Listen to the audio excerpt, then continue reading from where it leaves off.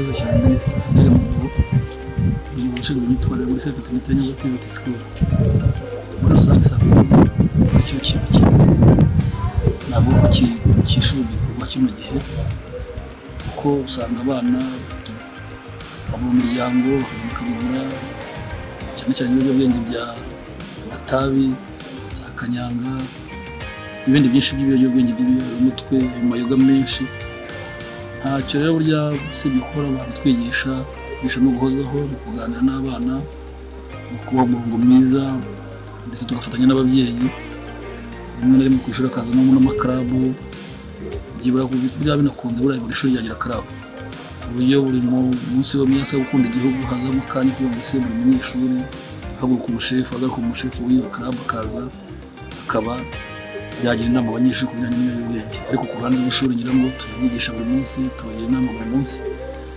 ikiba gisigaye no gufatanya bwa buri wese ku buryo ejo cyangwa ejo bundi twazagira umuryango mwiza twazagira urubyiruko rwiza ruzira ibiyobyabwenge twazagira abana bazira ibiyobyabwenge ariko mu minsi itaha ko bizagenda abantu babirwanya bamye ko bizacika dore ko na leta y'u Rwanda yacu igenda iha umurongo kandi bishyiramo n'imbaraga ariko bahana cyane cyane bagahana urubyiruko bafata ibiyobyabwenge akabana kugira ngo dufashe umunyeshuri ufashwe isubye ko mu kigo cyacu bitabyanahagara ariko umunyeshuri afatwa yo mu biyobyabwenge kugira ngo habanza kumuganiriza ndetse na rimwe natwitabaza n'inzobere mu buganga bakareba ko ese ibiyobyabwenge ikoresha mu bwoko ki ese ntibyamurenze ariko ngira ngo icyambere ni ukwigisha kandi ubukangurambaga burakorwa buri munsi ariko no ku ishuri dukoramo karabe hari kandi igenda itanga haba ibiganiro haba indirimbo haba amatiyate ndetse n'amakinamico ubwo ni uburyo twaba tugendeye mu bino bihe tugafatanya n'ababyeyi umunyeshuri fatuyemo akaba yafashwa kubureka kubiganirizwaho rimwe gatuma umubyeyi akaza tukamusobanura tukamuganiriza kuko buriya umuntu anywa ibiyobyabwenge byinshi cyane ngo birabata ikiba kiri urugendo rukomeye ni ukufata abantu b'abaganga bakamufasha ni ugufata ababyeyi bakamuganiriza bikaba ejo cyangwa ejo bundi akaba yagenda abireka cyangwa atanabireka akabasota izindi mezire bijyanye n'amategeko y'igihugu bijyanye n'amategeko y'ishuri ko natwe ishuri ryacu ritihanganira umunyeshuri bakoresha ibiyobyabwenge. Amazina nitwa Habimana Alexis ndi umuyobozi w'ikigo cy'ingenzi Trinity School. Ikigo kikaba giherereye mu karere ka Nyanza mu murenge wa Kigoma hanyuma Kigali ni itsinda n'imani n'itsinda. Mwari mumbajije ku kibazo kijyanye n'ibiyobyabwenge. Ibiyobyabwenge ni iki? Ibiyobyabwenge ni ikintu umuntu ashobora kurya cyangwa se akakinywa, icyo kintu kikaba cyayobya ubwenge. Iyo umaze gusa nkaho uyobya ubwenge bwawe, cya kiyobyabwenge kigutegeka gukora ibintu utateganyije gukora. Hanyuma mu moko ajyanye n'ibiyobyabwenge harimo ikiyobyabwenge bita urumogi. Urumogi ni ikiyobyabwenge abantu benshi bakunda gukoresha cyane, bakinywa nk'itabi ariko hari n'ubundi buryo ki ashobora kugikoresha. Ashobora kugikoresha mu buryo butandukanye, atumura no kuba kukinywa nk'itabi. Hanyuma ikindi kiyobyabwenge ni ikiyobyabwenge bita heroine. Heroine yo harimo abayisiga. Hakaba n'ikindi kiyobyabwenge bita kokayine. Kokayine nacyo ni ikiyobyabwenge. Hakabamo n'ikindi kiyobyabwenge bita kanyanga. Kanyanga yo barayinywa ariko hakabamo n'ibindi biyobyabwenge bigiye bitandukanye, harimo inzoga z'inkorano, inzoga bita muriture, hakabamo ndetse n'izindi zitandukanye. Izo nzoga zose ushobora kuzikoresha ukaba wata ubwenge, ukaba wakora ibidakwiriye gukora.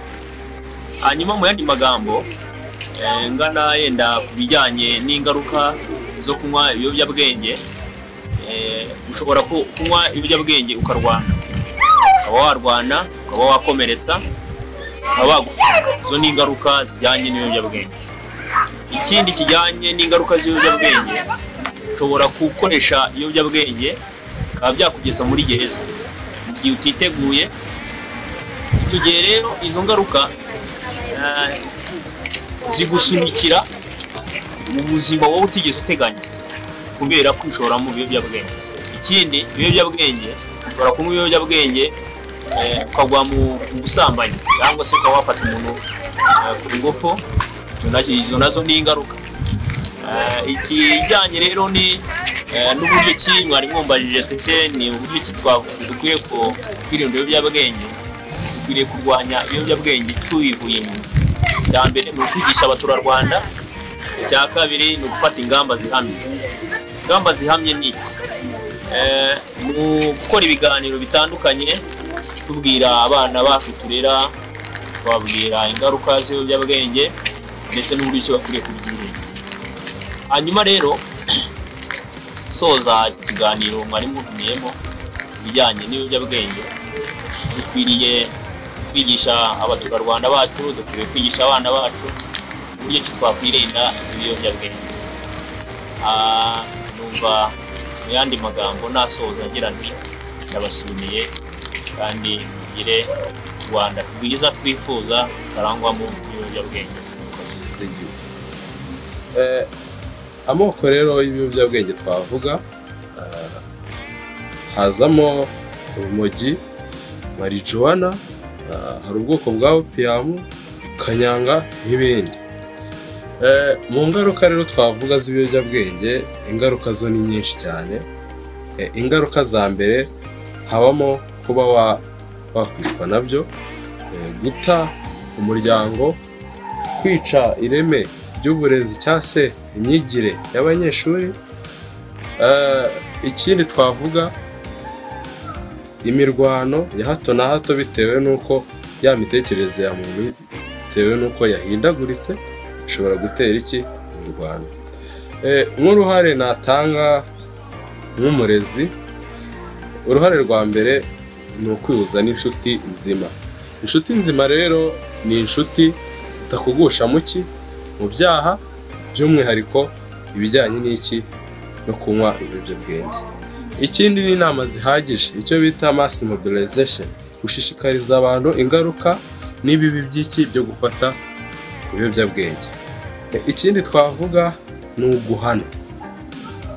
guhana bikomeye ufashwe cyangwa se uwagerageje gukoresha ibiyobyabwenge, yaba ari ukubishishikariza no gukangurira abandi banyeshuri by'umwihariko kubifataho, agahanwa by'intangarugero. Izindi nama tugiye nko mu gihugu muri rusange, ni inama gushyiraho ikigo cy'igihugu gishinzwe kurwanya ibiyobyabwenge. Amaklabu nayo aba akenewe, anti drugs.